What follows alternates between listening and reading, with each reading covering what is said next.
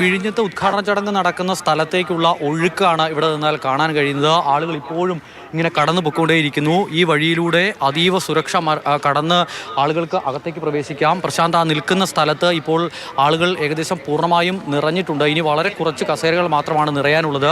അല്പസമയങ്ങൾക്കകം തന്നെ ഇവിടെ നിന്നും അകത്തേക്ക് കടക്കുന്ന ആളുകളെ നിയന്ത്രിച്ച് തുടങ്ങും എന്നുള്ളതാണ് പോലീസ് ഇപ്പോൾ വ്യക്തമാക്കുന്നത്.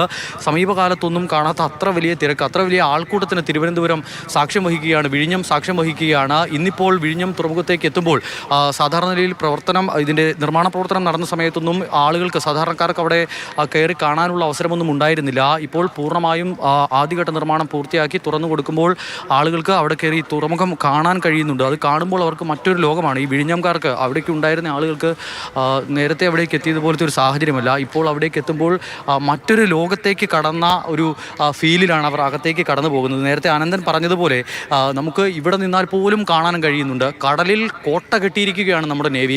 അങ്ങനെ ആകാശത്തുകൂടിയാണെങ്കിൽ ഇടയ്ക്കിടയ്ക്ക് ഹെലികോപ്റ്ററുകൾ പറക്കുന്നു.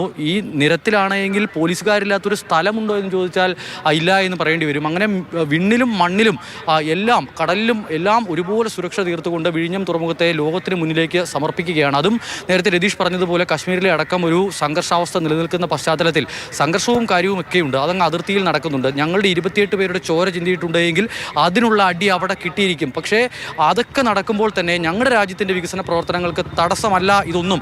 ലോകത്തിന് മുന്നിൽ ഞങ്ങൾ മുന്നേ നടക്കുകയാണ്, പാകിസ്ഥാനേക്കാളൊക്കെ എത്രയോ മുന്നേ ഞങ്ങൾ നടക്കുകയാണ് എന്ന് ലോകത്തോട് വിളിച്ചോതുകയാണ്.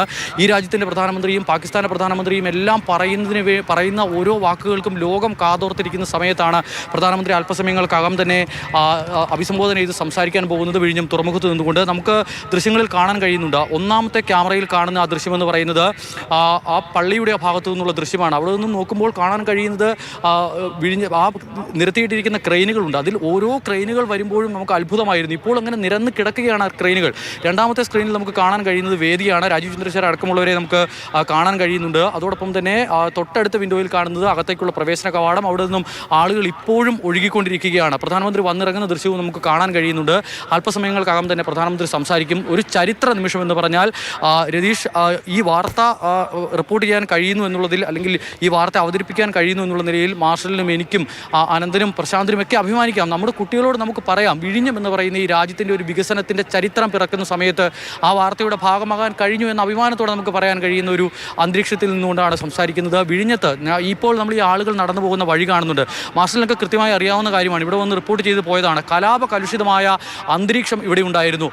കലാപകലുഷിത അന്തരീക്ഷം എന്ന് പറയുമ്പോൾ പലവട്ടം ചോര ചീന്തിയ അന്തരീക്ഷം ഉണ്ടായിരുന്നു. ആ അന്തരീക്ഷം എല്ലാം മറികടന്നുകൊണ്ട്, എല്ലാ പ്രശ്നങ്ങളും പരിഹരിച്ചുകൊണ്ട് ഒരു വികസന കുതിപ്പിലേക്ക് കടക്കുകയാണ്. ഇത് കേരളത്തിൻ്റെ, അല്ലെങ്കിൽ തിരുവനന്തപുരത്തിൻ്റെ, ഈ രാജ്യത്തിൻ്റെ വികസനം, നേട്ടം എന്നതിനൊക്കെ അപ്പുറത്തേക്ക് ഈ ഏഷ്യൻ മേഖലയുടെ ആകെ നേട്ടം എന്നുള്ള തരത്തിൽ വിലയിരുത്തേണ്ടി വരും. കാരണം ഇവിടേക്ക് വന്നിറങ്ങുന്ന ഇതുപോലൊരു തുറമുഖം ഈ പ്രദേശത്ത് വേറെ ഇല്ല എന്നുള്ളത് തന്നെയാണ്. കൊളംബോയെ പോലും വെല്ലുവിളിക്കാൻ പരുവത്തിനുള്ളൊരു തുറമുഖം. ലോകത്തെ തന്നെ 4-5 തുറമുഖങ്ങളുടെ പട്ടികയെടുത്താൽ എണ്ണം പറഞ്ഞ തുറമുഖങ്ങൾക്ക് മുന്നിലേക്ക് നമുക്ക് അവതരിപ്പിക്കാൻ പറ്റുന്ന, നമ്മുടെ രാജ്യത്തിൻ്റെ അഭിമാനമായി അവതരിപ്പിക്കാൻ പറ്റുന്ന ഒരു തുറമുഖമാണ് വിഴിഞ്ഞം. ആ വിഴിഞ്ഞത്തെയാണ് നമ്മൾ അവതരിപ്പിക്കുന്നത്.